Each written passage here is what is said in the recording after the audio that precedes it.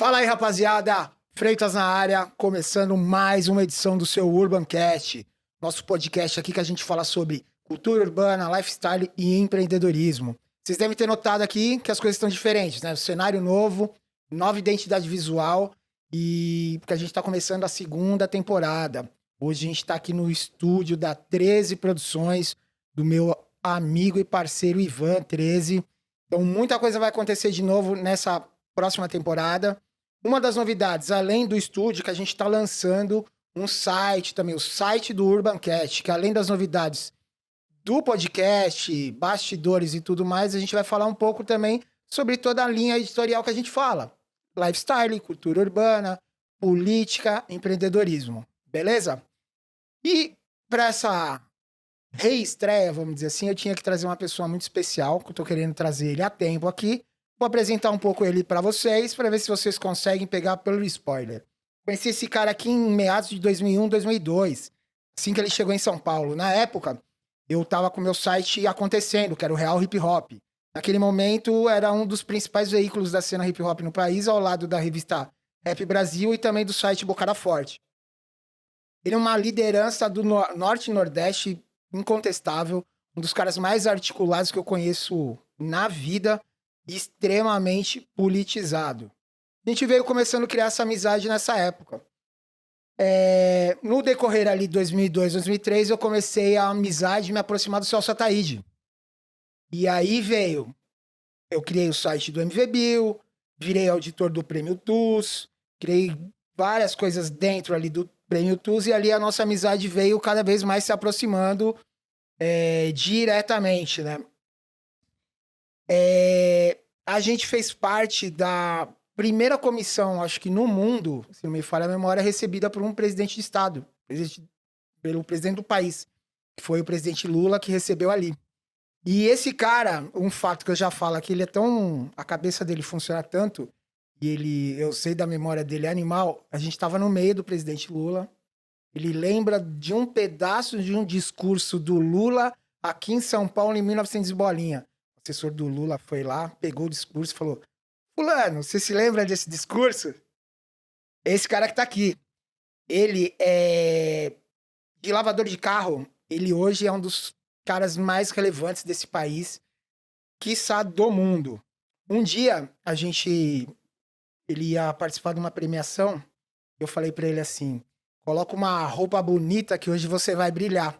E eu acho que eu já vi ali o tamanho da potência desse cara, porque ele não brilhou só naquela premiação. É um cara que brilhou e brilha pro mundo inteiro. Hoje com vocês, meu parceiro, Preto Zezé. Ó, demorou, mas chegou aqui, hein?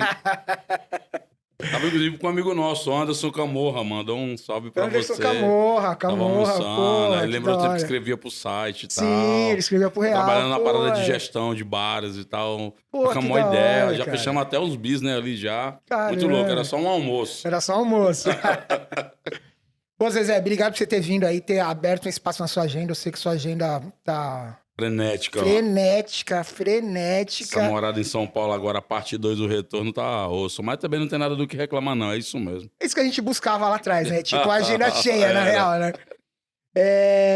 Vamos começar pelo começo, como eu sempre digo. Eu queria falar com você a sua vinda para São Paulo, né, cara? A sua vinda, como que foi essa vinda? Você já tinha uma ligação ali com o hip hop, você já fazia rap lá, já conhecia um pouco do cenário, aí você decide vir para São Paulo. Começa falando um pouquinho sobre isso daí. Como foi essa sua vinda para São Paulo, cara? Na verdade, essa agora é a segunda vinda, né? Segunda Diz vinda. o outro, segunda vinda. A segunda vinda é o que? O Ir e Cristo, né? Que vai... mas assim, a minha primeira vinda foi na época muito dura.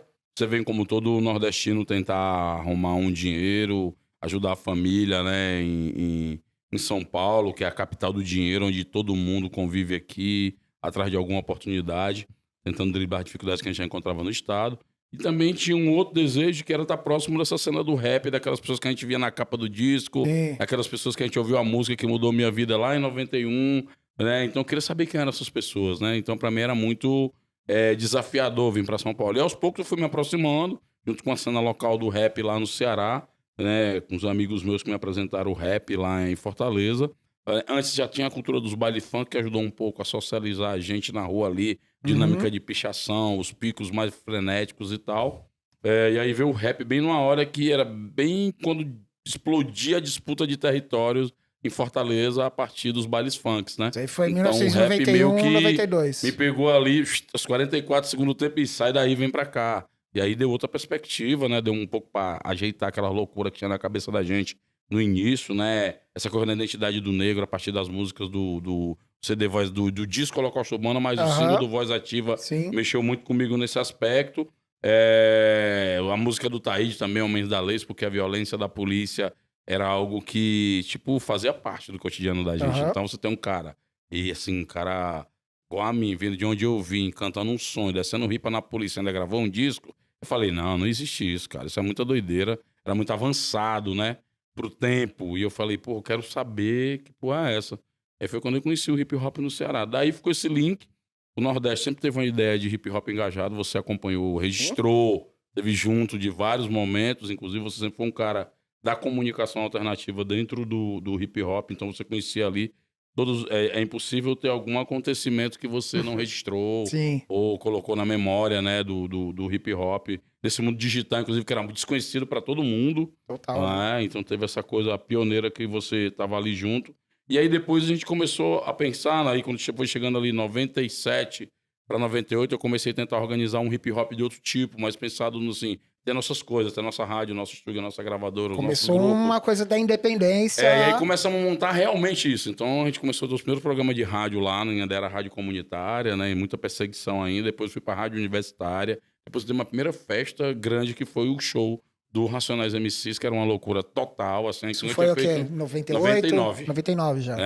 E foi bem quando a gente começou o programa de rádio também, então a gente foi com a cara e a coragem, e aconteceu tudo acidentalmente, porque assim, a gente preparou todo o show, faltava uma semana, um juiz lá cancelou, porque disse que tinha associação ao crime, ao tráfico, coisa, apologia à violência. Aí um maluco ligou pra nós, atrás de comprar um ingresso, eu falei, porra, acabou o show, cara, não vai ter mais show, estamos aqui desesperados de saber como é que devolve o dinheiro da galera e tal. Ele falou, não tem porquê. Não, porque um juiz aí brecou, fechou a casa e tudo. Ele, não, vem ver aqui o meu espaço. Esse cara tinha uma barraca de praia.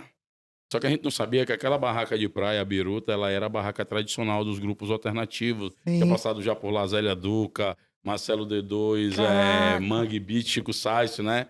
Chico Sainz, Nação Zumbi. Todos os grandes nomes alternativos da época tinham passado por lá. Ele convidou pra gente fazer lá. Eu falei, meu irmão, é calça de veludo ou bunda de fora. Como não tinha mal fazer, eu falei, bro, precisa de mais dinheiro aí. O Brian ainda mandou um cheque ainda pra nós, de dinheiro pra ajudar a gente a fazer.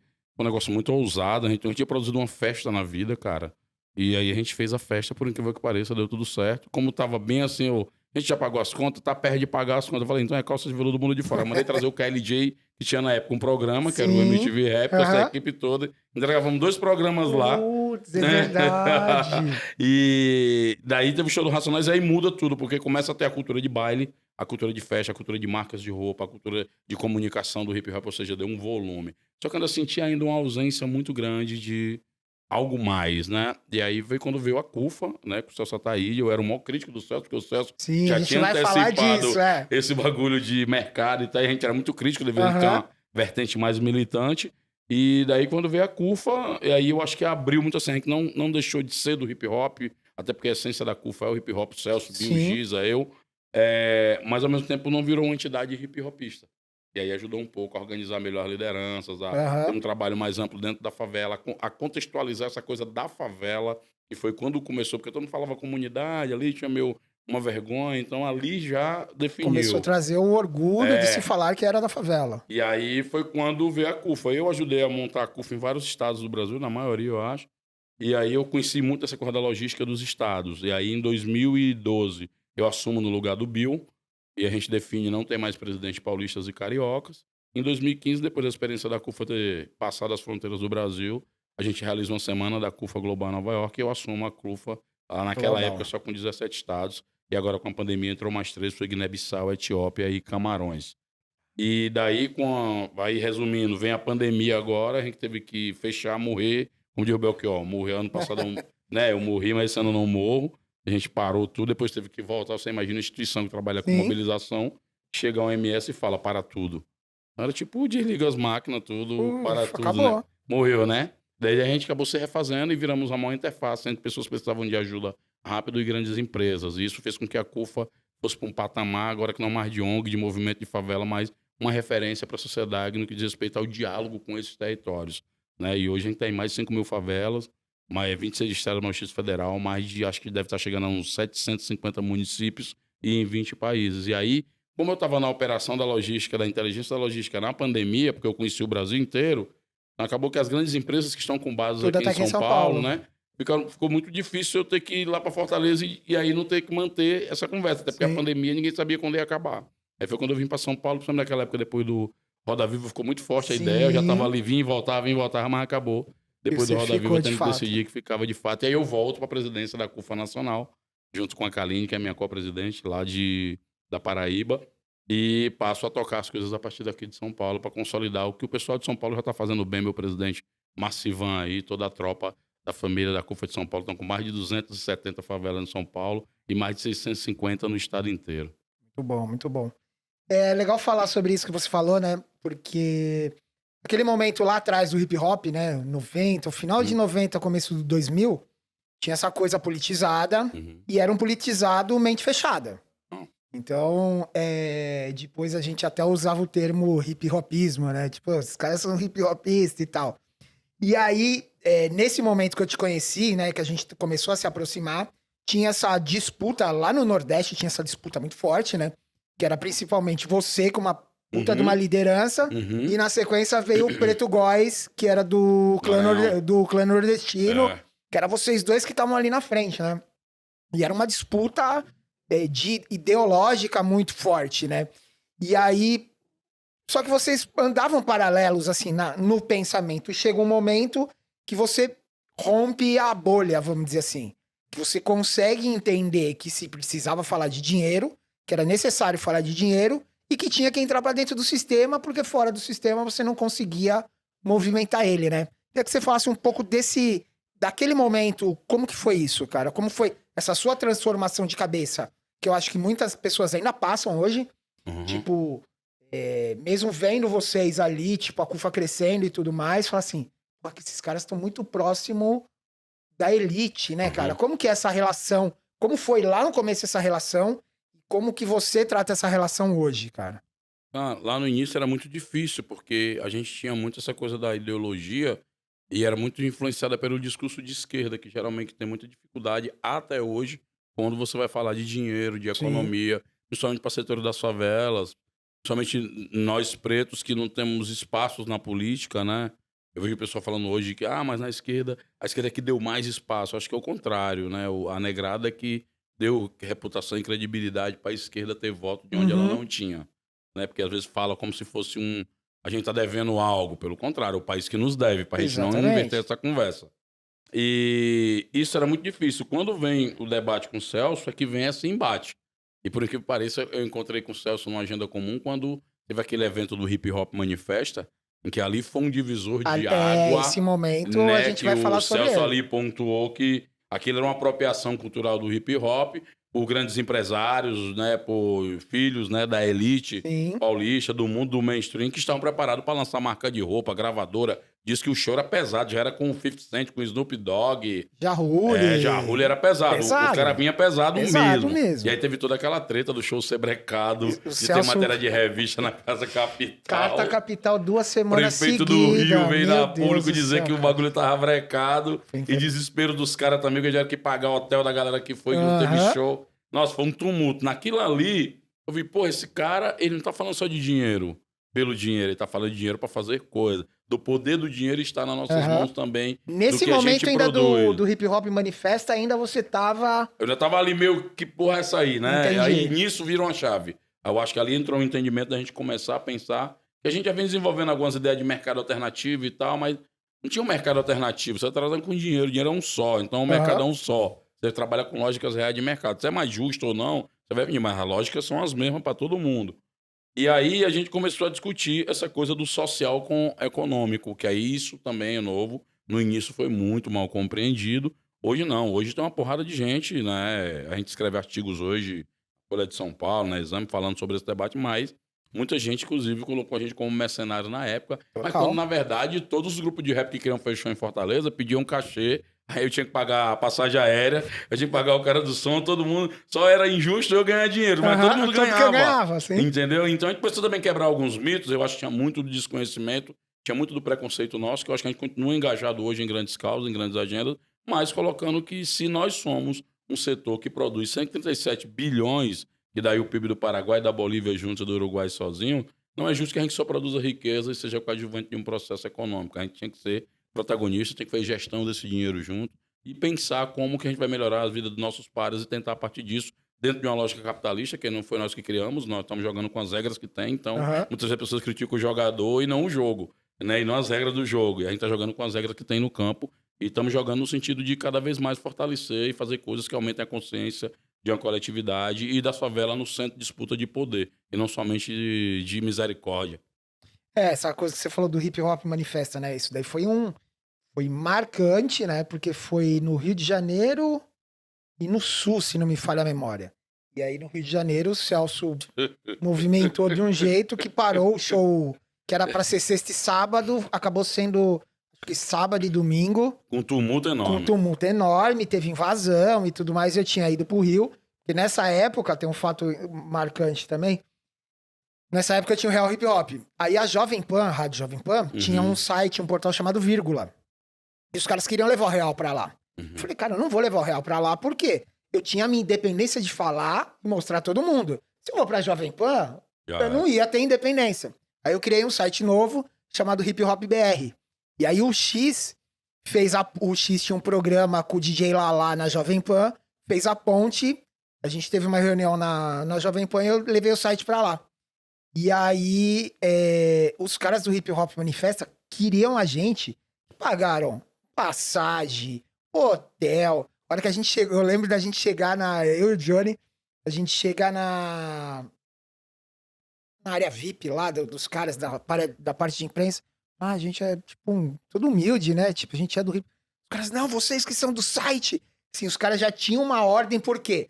Teve esse movimento todo do Celso, e os caras, a gente precisa se mostrar pro hip hop, que a gente não é isso que estão falando, né? E aí teve 2 semanas seguidas de Carta Capital, foi um movimento que mostrou para as grandes marcas que tinha uma organização, que não tava solto o negócio, né? E eu acho que os grupos começaram ali, como você começou a se valorizar, também se valorizar um pouco mais, né? É porque as grandes operações, é porque o Celso está aparecendo agora, mas as grandes operações que tiveram no hip hop brasileiro, sempre ele teve atrás, né? todos eles estavam lá. Você vê aquele evento do encontro com o Lula em março de 2003, era o Celso que estava. E várias caneladas no bastidor também, era porradaria comendo. Ao encontro acontecer, muita gente não entendia a importância daquele acontecido, né? Então você vê o TUS, mesma coisa também. Então, assim, ele sempre teve tentando levar o hip hop para uma agenda para além do que nós chamávamos de hip hopismo, que é todo mundo achar que era uma grande sociedade de estar ligado ao humano e resolver as coisas, mas que a gente tinha que entrar em outro ambiente da cultura, dos negócios, da imprensa, das empresas. Era muito mal compreendido. Eu acho que tanto que o TUS fosse feito hoje ainda era atual, de tão para frente do tempo que estava. A gente vai falar assim, daqui a pouquinho também. E o Celso nunca foi um cara assim de... Ele tentava levar o hip hop para outro lugar, mas a referência deles não era ninguém do hip hop. A referência dele sempre foi ele mesmo. E ele passou muito sempre isso para nós. A gente até debateu muitas vezes sobre isso, né?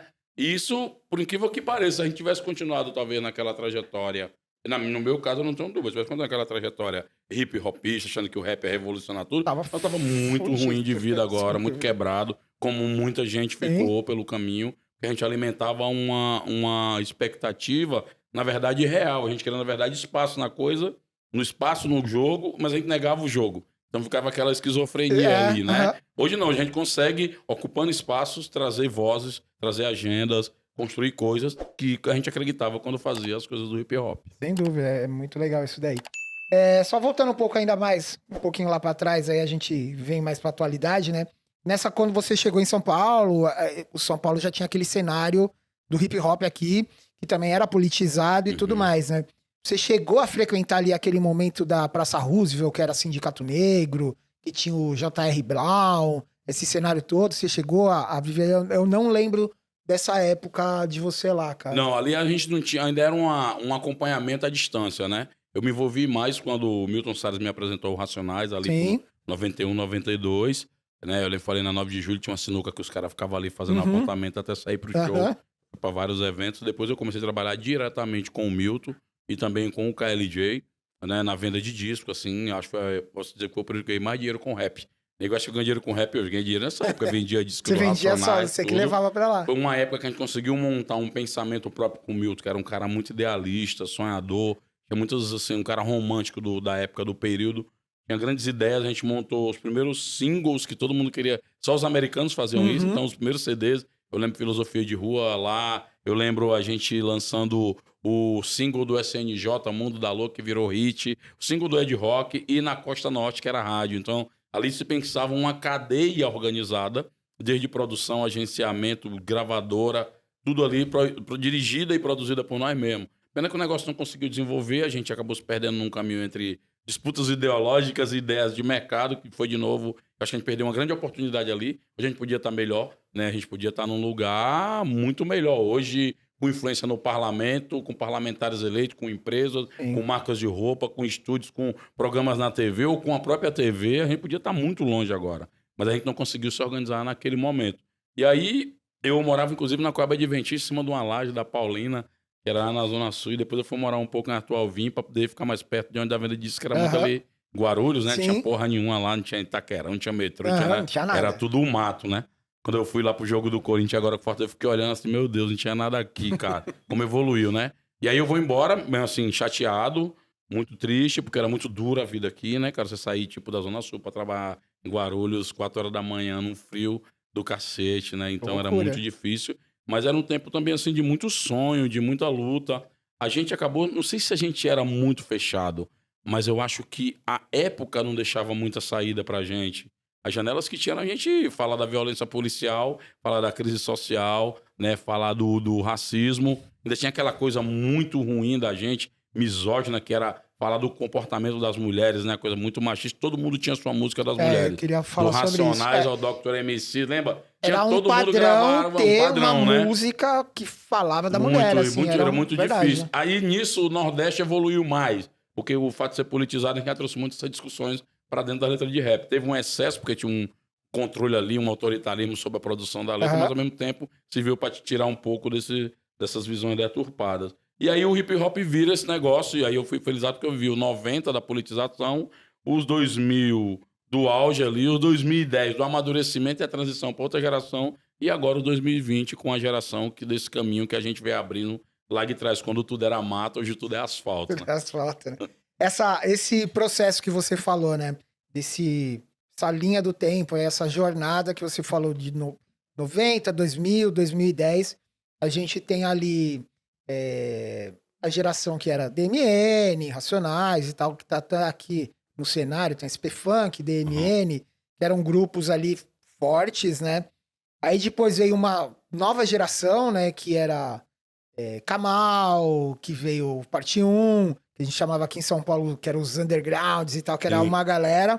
E na sequência veio a outra geração, que a gente chamava aqui em São Paulo de nova geração. E daí era MC, da Projota, Rashid, principalmente ali trazendo. E agora a gente chega nessa galera do trap e tudo mais. No cenário invertido, né? Que agora São Paulo é a capital do funk e aí o Rio de Janeiro é a capital do rap. Mudou tudo, né? Mudou tudo. É muita reviravolta, né, cara? Em pouco tempo. Eu tava falando isso ontem com o Condzilla, porque ele é um dos pioneiros dessa mudança também, né? De criar uma cadeia de negócios dentro da cultura do funk. Muito louco. E toda essa transição, a gente sempre teve líderes, né? Vamos dizer assim, do hip hop ali em cada cenário. Hoje o MC daqui começou ali sendo um cara que era o destaque na roda de MCs, hoje virou um baita do empresário, escritor, enfim, tá com programa em TV e tudo mais. E essa nova geração a gente não vê ainda ninguém despontando ali, né? A gente vê um pouco o Djonga, né, que tá começando a dar um pouco mais a cara, mas ele faz ainda, eu vejo o Djonga, Formiga, o BK, eles são muito mais uma tendência, até parece anos 2000, assim, né, o estilo deles, do que a galera do trap, né? Por que você acha que o trap e o boom bap, vamos falar um pouco assim, né, a diferença musical e até ideológica, por eles trazerem muito essa coisa do dinheiro, né? Da ostentação. Naturalmente eles vão ser somente entretenimento, só música mesmo, não vão se despontar como lideranças, vamos dizer assim, pro movimento hip hop, vamos dizer, cara. Eu acho que é outra conjuntura, Freitinhas, porque assim, se você olhar na nossa época, a forma de se constituir as nossas ações, elas tinham muito mais barreiras e mais dificuldades para existirem. E a gente era muito mal compreendido, existia um preconceito muito grande, um veto enorme, é totalmente diferente das condições que tem hoje. Sim. Né? Hoje a cultura foi massificada, assimilada, tem propaganda de novela, propaganda de carro, propaganda de moda, os grandes ícones do rap estão todos participando de alguma atividade com marcas ou produtos, ou seja, do sistema. Final de Big Brother, tipo, é tanto que até muitos caras falam que os rap militantes viraram tudo rap do sistema, porque na cabeça do cara, o fato de se envolver com esquerda, com tudo, é fazer parte de um sistema também, né? Eu conversava isso com o Brau, inclusive, esses dias com os moleques, tipo, moleque se autodefende direita, gostando de irracionais. Eu perguntava como é que rima essas coisas. Aí a gente foi pra essa reflexão de que durante muito tempo a gente passou nesse front, né? E que depois foi todo mundo passou a fazer parte, tá? Nas questões políticas, envolvida nas eleições. Isso passou a imagem do hip hop como uma coisa vendida pro sistema, né? Então o nego acha que tem um rap antissistema que não participa nada disso. Eu não acredito que tem ninguém antissistema. Todo mundo tá dentro de um sistema, seja ele participando do sistema ou excluído desse sistema, mas legitimando o mesmo, né? Eu acho que hoje a visão já é mais diferente. Mas eu penso que a geração de hoje, ela usufrui de muitas condições conquistadas por nós.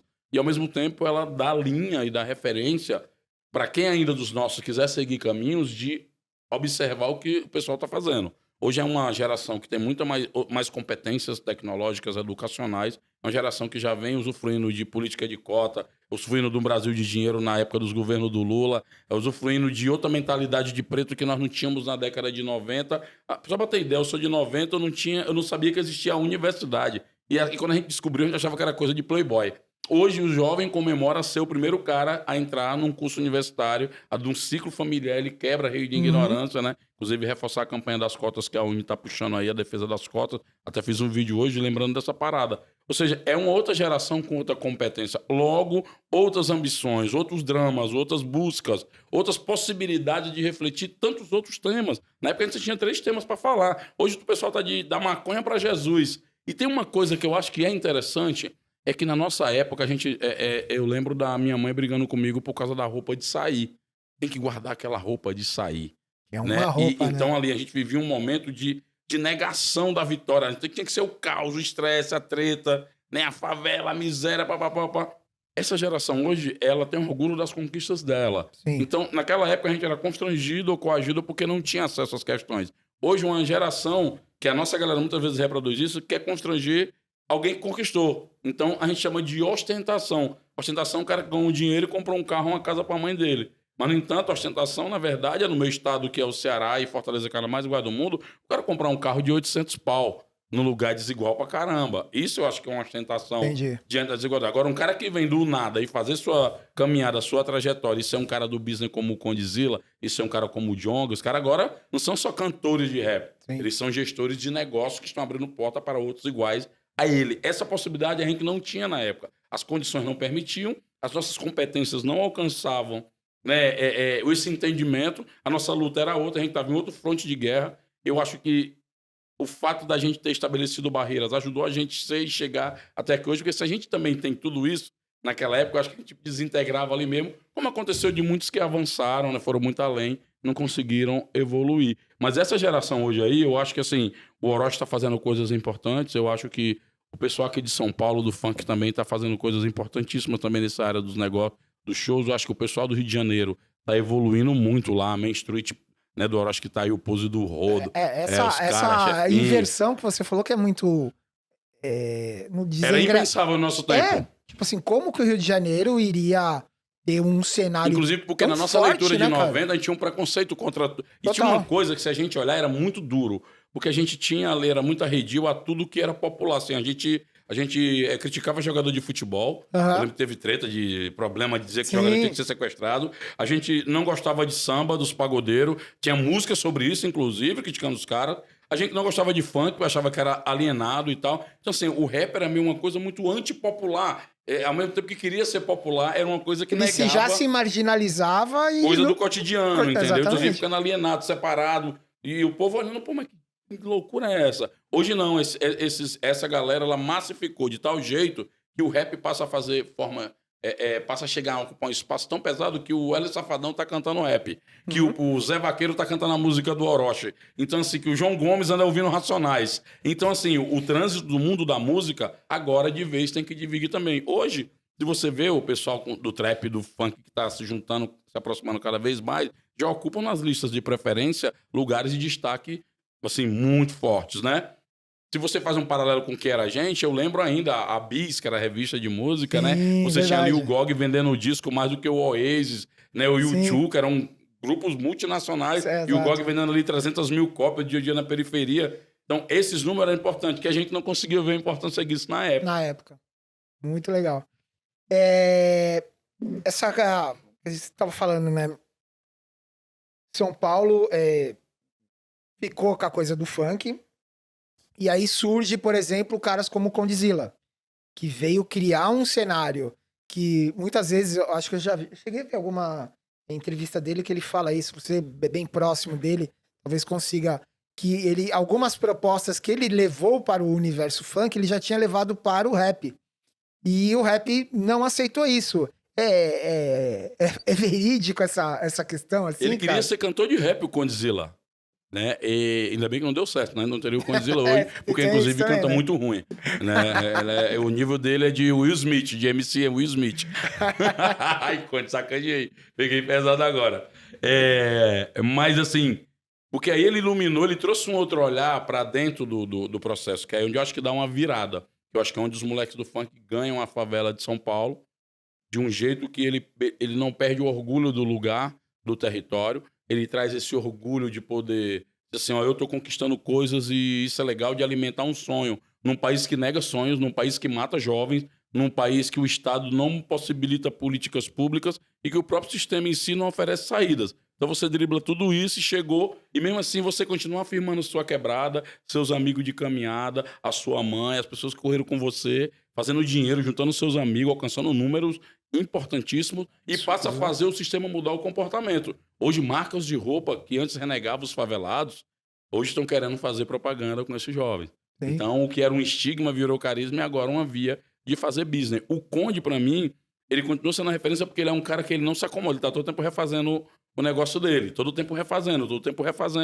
E dialogando com essa geração e tentando se inovar, indo pro cinema, indo pro negócio, indo pra música, multinacional. E vai que vai. Então, assim, é um cara que experimenta, apesar de jovem, experimenta muitas experiências desafiadoras no mundo do negócio da música urbana, protagonizada por nós, que é uma coisa até os caras preparados. Eu vejo os caras que têm herança de pai e mãe falando, eu me garanti, minha meritocracia, o pai deixando vários milhões e tudo, cara formado na GV e tudo é mole. É fácil. Eu quero ver o cara partir lá da Baixada Santista pegando o dinheirinho da mãe, o restinho, depois que a mãe morrer, botar num business e dar certo, entendeu? Como o Condzilla fez. Da mesma forma, os moleques no Rio. Eu acho que tá evoluindo muito as coisas. Agora, eu penso que a gente não pode desvincular tudo isso. Aí eu acho que os americanos, a gente copia muito a estética e a marra dos gringos. A gente copia pouco de inteligência dos gringos, dos americanos. E logo a gente também desvincula algumas coisas. Eu acho que a gente tem que começar cada dia mais a entender que a representatividade precisa estar linkada numa causa. Porque se a representatividade vira só o Zezé indo sozinho, ocupando espaço, ela perde totalmente o sentido. Pelo contrário, os caras começam a usar a entrada do Zezé como uma justificativa para dizer que está tudo certo. Permitiram ter um pretinho aqui. E não, acho que o Zezé estar lá é uma reflexão não do tanto de sofrimento que eu passei para estar lá, mas se o país fosse um país de oportunidades e de possibilidades para as pessoas, onde é que o Zezé estaria? Ele não estaria só no programa da televisão, ele poderia ser o dono da emissora, poderia ser o presidente do Brasil, o presidente da multinacional, o ministro da Suprema Corte, o embaixador. Então, esse tipo de reflexão nós temos que ter para que os nossos que foram bloqueio entram. Eu acho que o que eu tenho conversado muito com os moleques, não só com ele, jogando com jogador de futebol, com essa geração preta agora que chega, onde já pode ter o cabelo do jeito que quer, onde já peita, se tiver racismo, vai para, né? Porque na nossa época nem isso podia, você não podia nem falar esse assunto, irmão, vai ser antissocial aqui. Né? Hoje não, hoje você tem uma geração que está chegando, meu filho já vai crescer com outro tipo de enfrentamento, com outro orgulho, com outra perspectiva, outra visão e outras buscas. Então acho que eu tenho conversado muito com essa galera para dizer, foi assim, porque assim, a gente tem pouca história de memória, cara. Se eu vejo esses livros aqui todos, a gente tem que ter uma porrada de livro aqui da nossa galera que escreveu para garantir continuidade das coisas, memória da história. Se o nego não sabe o ciclo das coisas, de onde veio, ele não vai saber para onde vai. Total. Muito bom, muito bom. E o Prêmio TUS, eu acho que tem grande representatividade em tudo isso que a gente tava falando agora, né? Então, começou ali, pô, no teatro, um negócio isolado, e de repente ele foi pro Canecão e virou um monstro, na verdade, né? E do prêmio ele virou, de repente, uma semana, né? E depois da semana virou um mês o TUS, né? Então, lá no começo você falou, né, da importância. Se hoje em dia tivesse um prêmio TUS, né? Como seria isso? Você consegue vislumbrar isso? Porque naquela época ele já era muito vanguarda, né? Era muito vanguarda. Então trouxe, por exemplo, o Fab Five Fred para falar sobre cinema. Mos Trouxe, Def, trouxe Mos Public Def, Public Enemy. Enemy. Então, tipo, era algo impensável naquele momento. Naquele Impensável. período. Que se hoje em dia mesmo você parar pra pensar assim, vamos fazer um prêmio de rap, fazer um evento daquele tamanho, todo mundo fala, caraca, é complicado. Tanto que teve outras tentativas e ninguém conseguiu fazer, porque ninguém tinha um Celso Otaíde ali com aquela cabeça maluca dele. É fato, né? E ele conseguia juntar vários malucos com a mesma gana e vontade, né? Eu acho que assim, tem uma coisa. Inclusive, muita gente pediu pra trazer o TUS de volta e tal. Conversei com o Celso isso, mas assim, era uma conjuntura, era um momento que foi muito desafiador fazer. Acho que o próprio público do hip hop não entendeu num primeiro momento. É tanto teve que ter 10 edições, até hoje a gente não entende, né? Entende? E todos os tours a gente saía com um monte de elogio, mas sempre via um inimigo novo a cada edição, porque o cara achava que tinha que ganhar o prêmio que você sabe dizer, fez parte do júri e acompanhou esse negócio. Mas fora isso, eu acho que assim, o que foi feito naquilo, eu acho que aí eu falei isso pro Celso uma vez, da importância, até eu fui nos que durante um período tentei convencer, depois eu entendi por que não. É que eu acho que cumpriu uma etapa do processo. Ele empurrou o hip hop para um lugar de respeitabilidade, de diálogo com o mundo da imprensa, das marcas. Ou seja, nós estamos falando do Canecão. O Canecão, ele é tipo o santuário da música no Brasil, cara. Então, Todos os passou grandes lá. artistas passaram E a lá, forma né? que chegou lá não foi uma forma exótica, ela vem uns caras do rap. Foi uma forma que tava o Rap Hood com Caetano Veloso, cara. Entendeu? Foi uma forma que tava a Rede Globo com os caras com o site do Real Hip Hop. Então, assim, levou nós para um patamar de importância, de reputação, que isso até hoje reverbera de tal forma que você não tinha naquele prêmio nenhum grupo que quisesse ficar fora. Virou uma loucura. Você via, Sim. o nego pensava um ano inteiro para chegar naquele prêmio. E a prova de que foi tão relevante e tão importante é que ninguém reúne as condições hoje. Por isso Pra se que, fazer, mesmo né? acho que por isso que o Celso virou esse cara, assim, vanguardista, porque sempre apanha no início, mas depois se torna uma coisa que vira uma agenda e referência para tudo. É que desbravou um mundo que hoje o hip hop tá usufruindo. Hoje o hip hop tá dialogando com marcas. Hoje o Emicida tá pensando negócios em empresas. Hoje você tem o Djonga montando os negócios dele em Minas. Hoje você tem a descentralização do hip hop. Eu tava vendo um negócio aqui de show. Procurei um show de rap pra ir em São Paulo. Só tinha 2 caras que eram de São Paulo.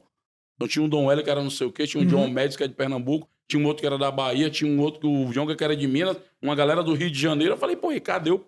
Né? Então, assim, São Paulo não é mais aquela coisa assim, único a estar no processo. Então, Esquece. essa cultura daqui, que começou muito forte, se expandiu para todo lugar, tomou forma. Você tem grandes nomes em todos os lugares do Brasil hoje, que fazem, inclusive, cenas próprias. Lá no Ceará agora tem o Elis, o Arthurzinho, que é uns moleques que os caras têm, tipo, 100 mil seguidores, né? Estão assinando agora com Papatinho e tudo. O Elis assinou com Papatinho e tudo. Então, assim, você tem...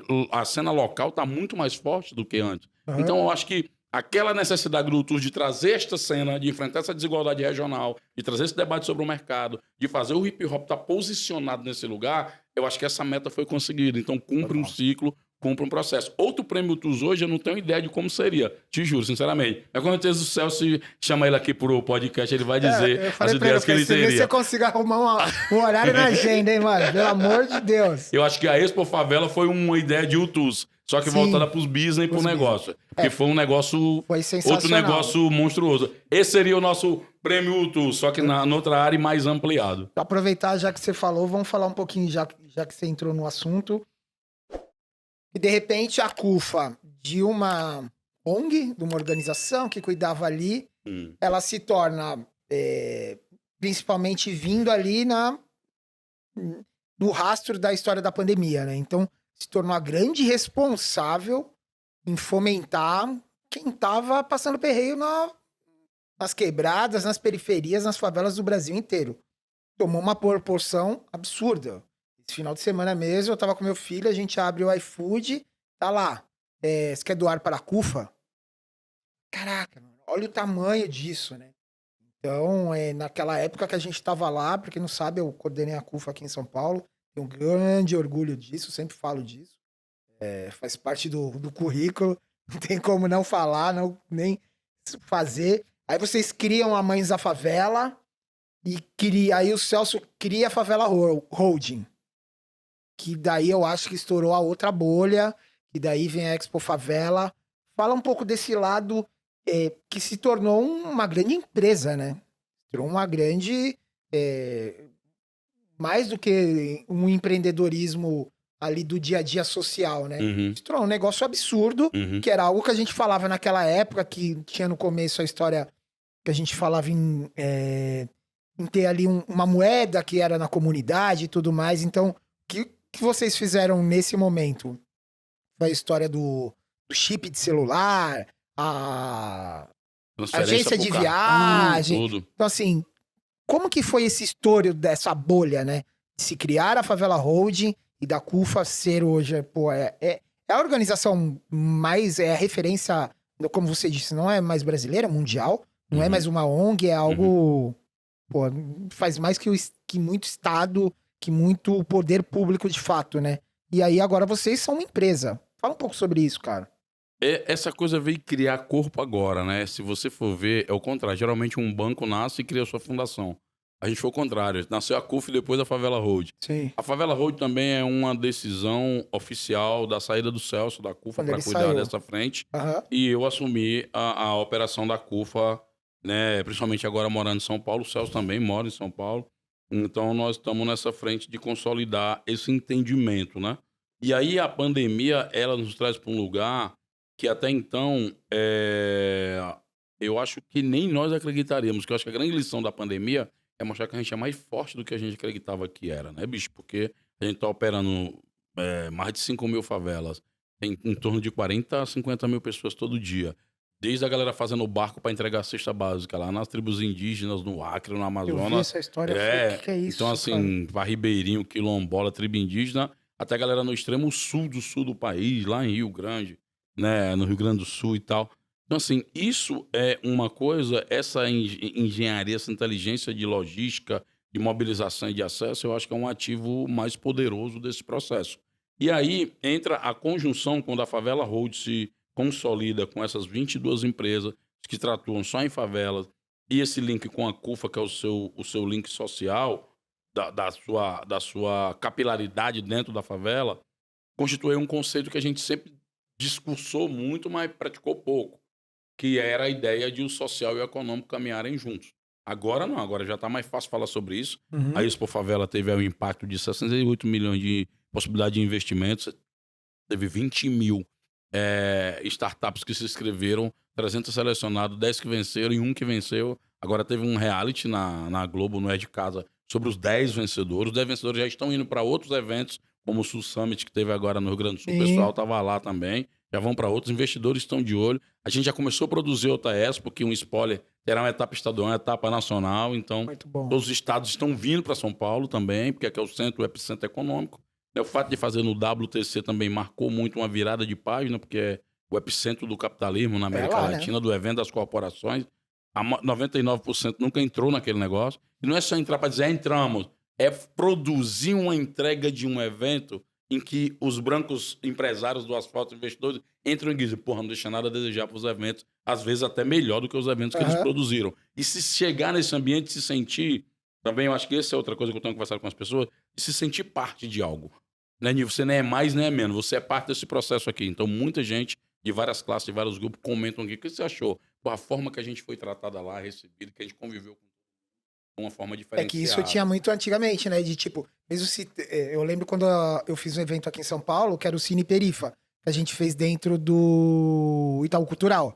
E aí a gente levou a galera pra dentro do Itaú Cultural. Até o Ivan, que é o proprietário aqui do nosso hub, ele tem uma história maluca que ele conseguiu o patrocínio pro documentário do Sabotagem a partir daquele que ele foi palestrar lá sobre o documento, sobre o Favela no Ar.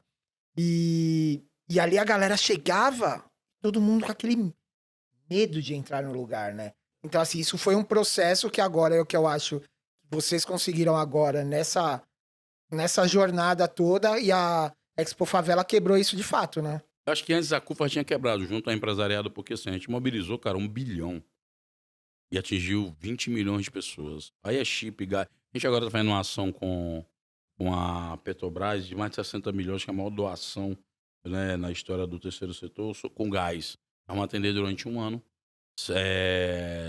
mais de 500 favelas com gás, nesse momento que o gás tá caro e tal. A gente fez a ativação da primeira ação lá em Petrópolis, porque as pessoas acham que porque parou a chuva, Petrópolis tá bem, mas a água baixou, mas o sofrimento continua, tá ligado? Com gás, então, muita gente tá... Aumentou o número de queimaduras, gente que tá incêndio em casa, porque nem que tá fazendo com álcool, com madeira.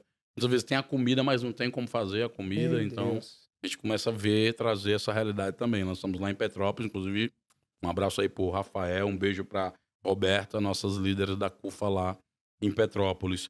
E eu penso que agora nós estamos num momento, que aí onde eu estava discutindo, eu inclusive lancei um artigo na Folha de São Paulo hoje, que é falando sobre essa coisa do quarto setor, né? A gente já legitimou o que a imprensa fez, o que o Estado fez, as empresas fizeram. Agora é hora de legitimar as soluções que a favela está criando. E a Expo Favela mostrou que tem muitas, né? Porque você já tem ali um nicho de produção de riqueza muito grande, que são as favelas. Você já tem os favelados protagonizando uma série de soluções e acontecimentos, como a gente mostrou na Expo. Agora é hora desse mundo começar a pautar, ocupar e tomar conta de um espaço que é seu por direito, né? Estamos falando de nada ilegítimo, nada de forçação de barra, nós só queremos constituir com essa inteligência acumulada um ambiente que a gente possa apresentar soluções para o país. Muito demais. E assim, dessas empresas selecionadas, né, de tudo mais, né? E as empresas que hoje tem na Favela Roading, né, assim, falou que são 22 empresas que constituem, né? São empresas que fazem produtos dentro da favela ou são de fora da favela, que foram colocadas dentro da favela. Explica como que funciona esse mecanismo, de fato. Vou dar um exemplo. A gente agora fez com a gente tem agências de venda de passagem aérea, tem mais de 200, né, no Brasil. Elas vendem passagem aérea para as pessoas da favela. São pessoas da favela que abrem agências na sua favela, lá, tudo bonitinho, azul e tal, e vendendo passagem das empresas aéreas e tal. E é uma sociedade com a Fly2, que é a maior hoje, né, a GapNet. São empresas que já estão no mercado, né, de passagem aérea e que se juntam com a CUFA e criam a Favela Vai Voando. Então, a empresa vai voando, junto com a CUFA, cria a Favela Vai Voando. E aí a Hold assume essa empresa. Entendi. Então, você tem a capilaridade da CUFA, com a inteligência de negócio da Favela Hold e a parceria com o setor privado. Aí você entrega esse setor. Agora tem o lançamento da Favela LL Log. Vai ser uma parceria com o Luiz Luft, que é um dos sócios proprietários da Luft, que é a maior empresa de logística do Brasil. E nós vamos lançar no Paraisópolis, dia 12 agora, a nossa empresa de logística lá dentro da favela. E que os funcionários serão pessoas que vêm, por exemplo, egresso do sistema penitenciário. E dentro da empresa já tem um projeto que é o Recomeço, que já atua no Rio de Janeiro, com clientes como a Natura, Boticário, empresas que já estão, TIM e outras que já estão por lá.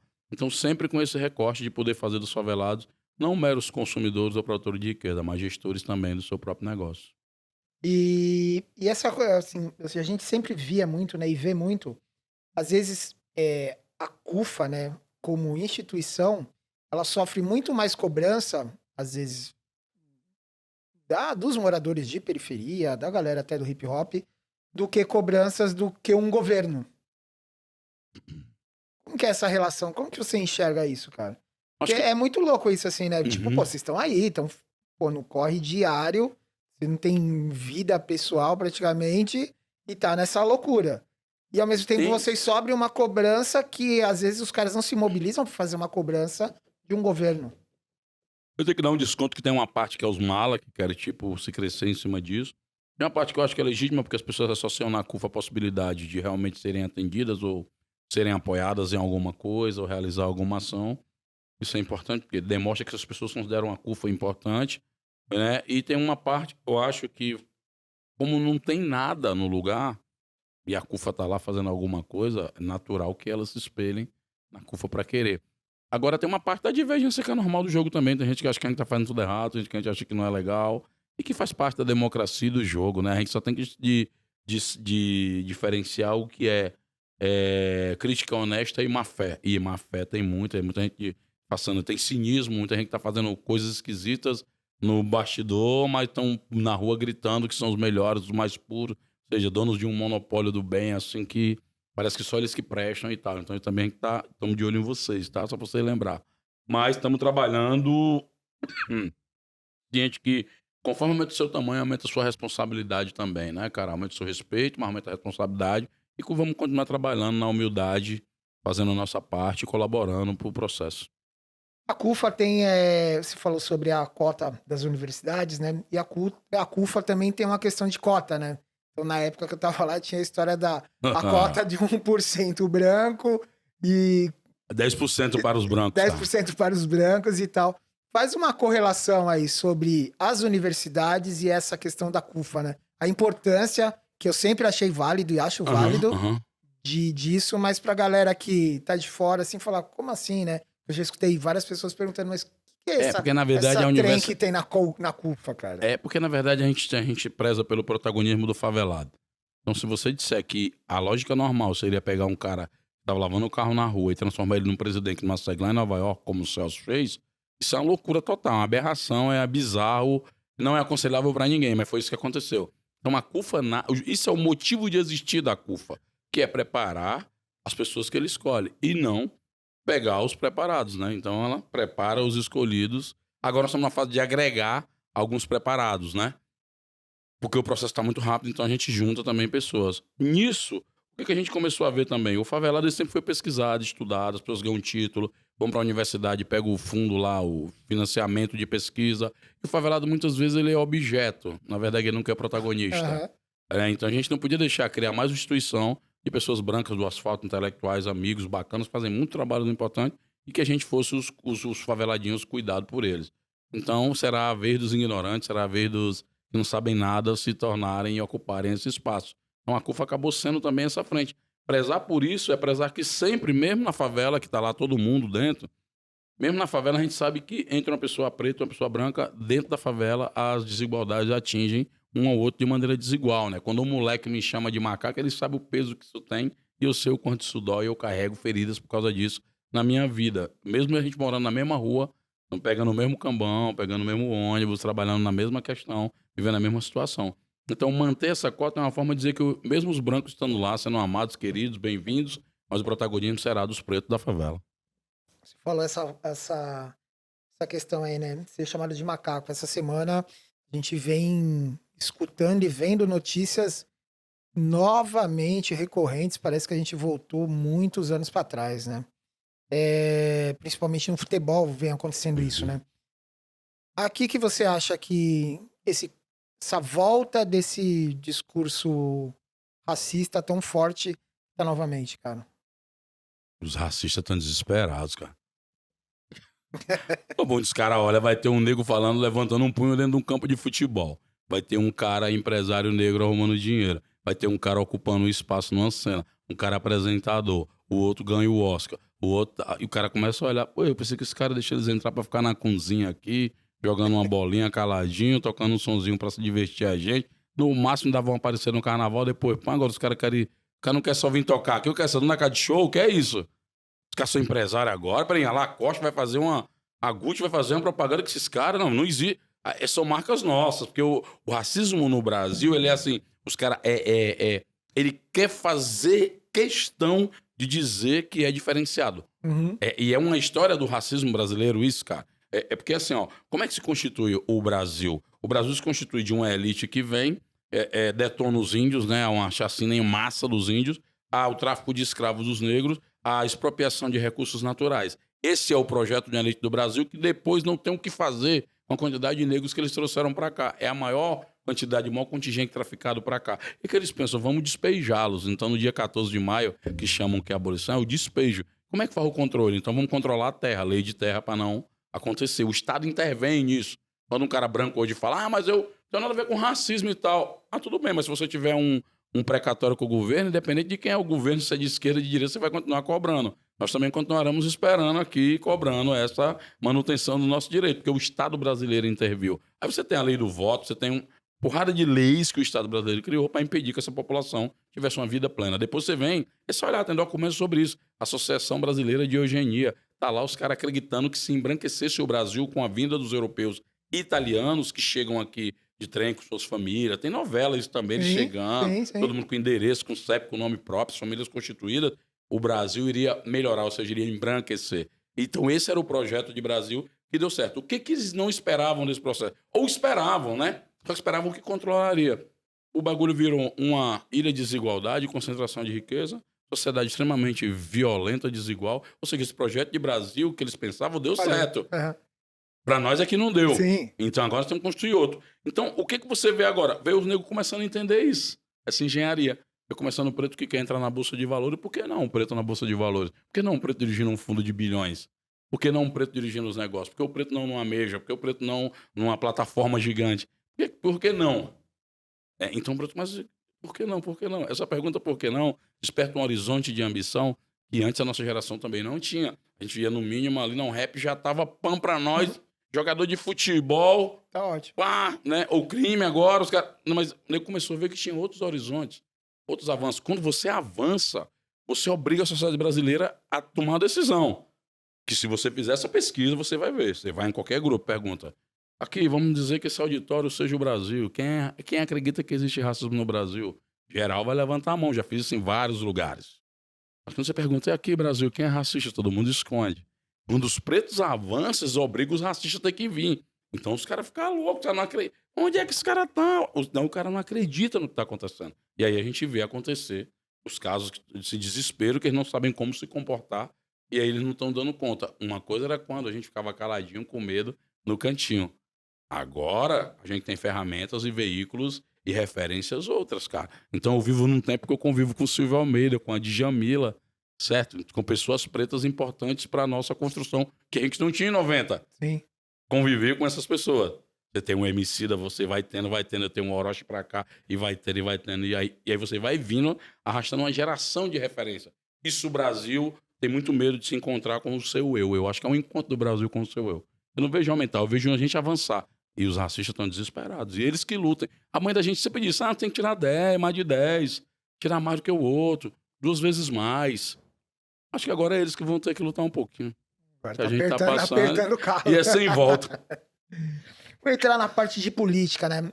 Os últimos episódios da primeira temporada, eu venho falando sobre... Primeira temporada é ótimo. Primeira temporada, a gente tá chique, pô. A gente falou, eu comecei a falar sobre a importância de posicionamento, né? Eu acho que a gente tem que se posicionar politicamente. O Felipe Neto, ele falou uma vez que ele falou assim, que ele soltou um post, causou uma grande polêmica, ele falou assim, quando você não se posiciona, você é conivente, né? Você se torna com a situação que tá acontecendo.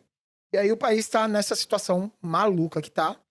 Tem um presidente maluco fazendo barbáries como ele vem fazendo.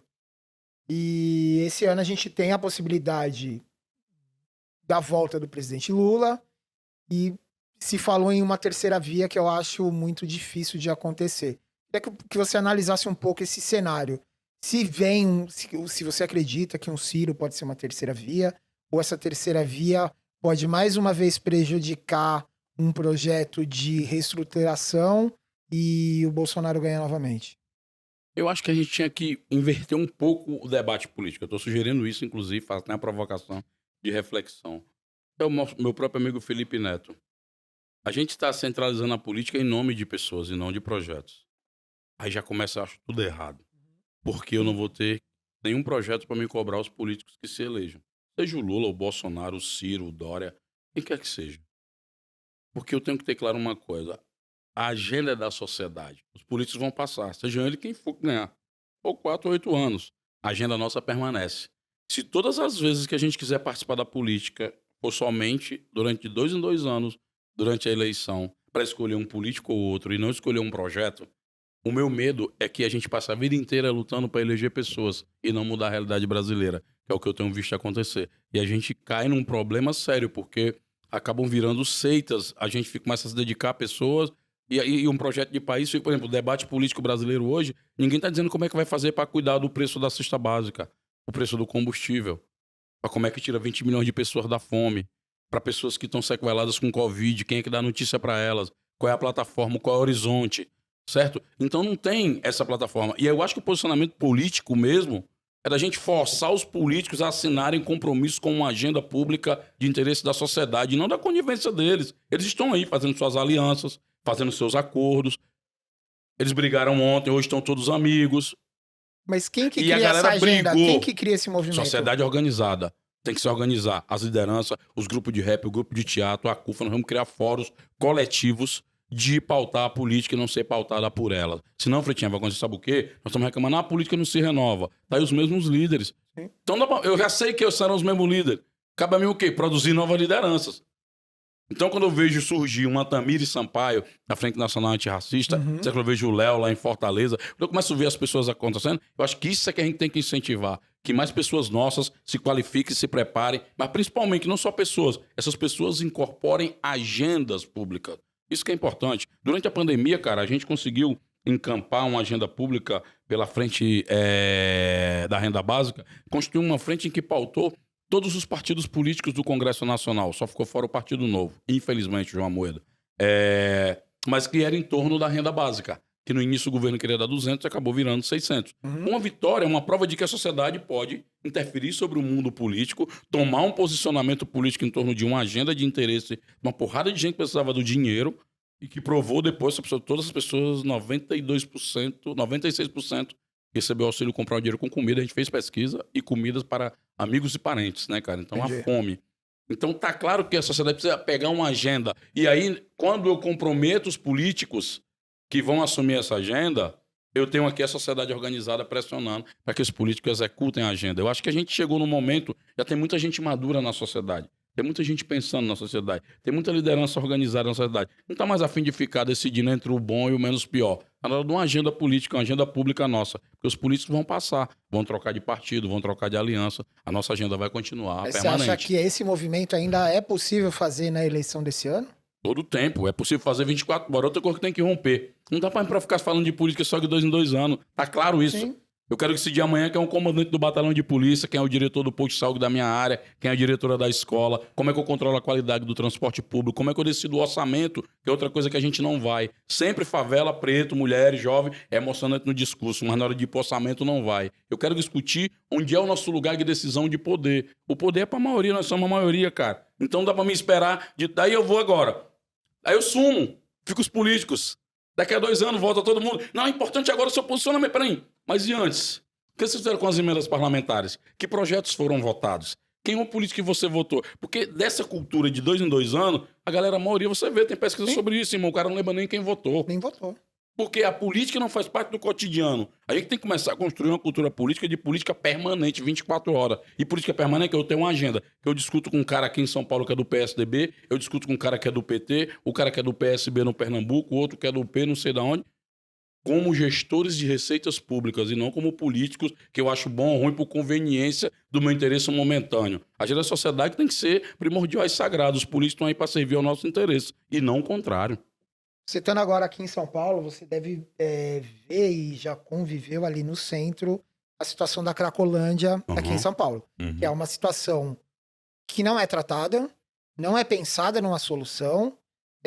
Recentemente, é algo que eu não vi em nenhuma emissora de TV. Pô, eu tô aqui em São Paulo, eu vou pro centro de São Paulo todos os dias.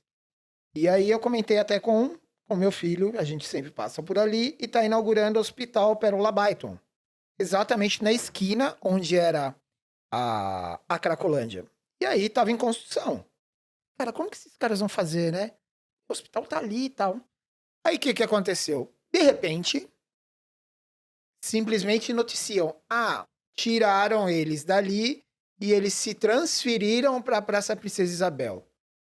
E aí limparam a rua, colocaram barreiras e tudo mais. Mas não falaram que essa mudança aconteceu por quê? Isso aconteceu por causa do hospital. Então, eu acho isso muito importante falar e que ninguém tá falando.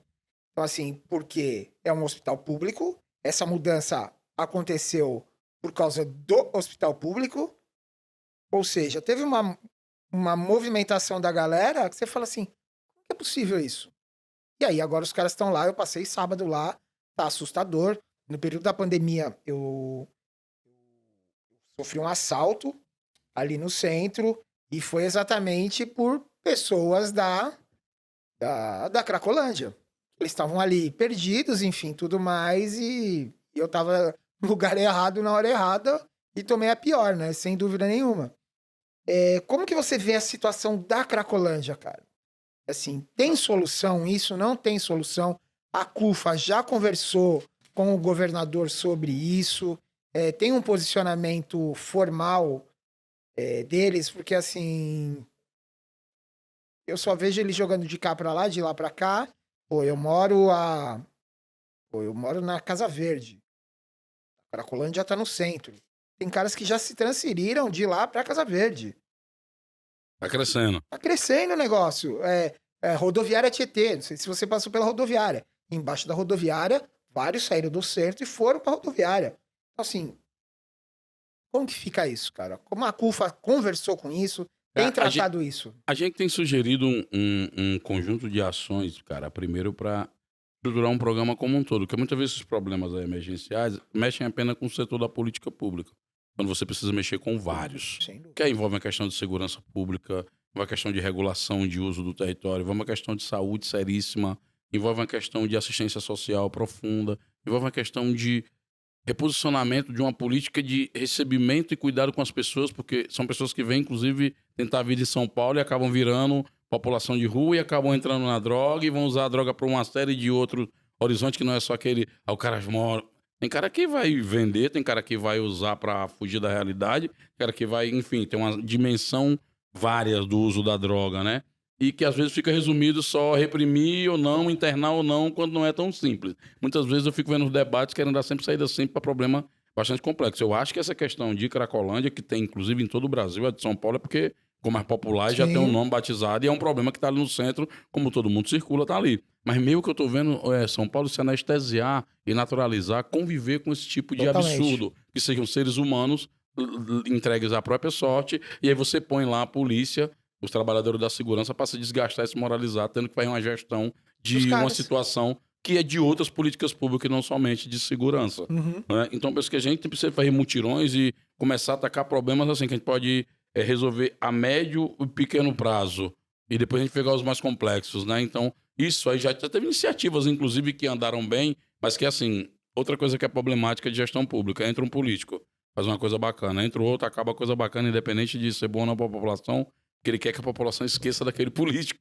Ou muda o nome, ou muda a lógica de fazer. Então isso é muito complicado. Eu acho que já tem acúmulo na sociedade, já tem um conjunto de ideias sugeridas, já tem condições e recursos no próprio poder público que podem sim dar uma resposta para aquela situação. Eu temo que a gente não consiga, pelas temperaturas políticas brasileiras, porque, e aí de movimento que age de um jeito com o gestor e age de um jeito com o outro, que a gente não consiga construir uma agenda de enfrentamento para essa realidade. E aí quem perde mais uma vez as pessoas que estão lá. E aí começa também um cara que nem você, é um cara assaltado. O seu sentimento é de chamar a polícia e descer a porrada em todo mundo. Total. Não é pelo celular, é pelo tempo de trabalho que você vai levar para comprar outro aparelho.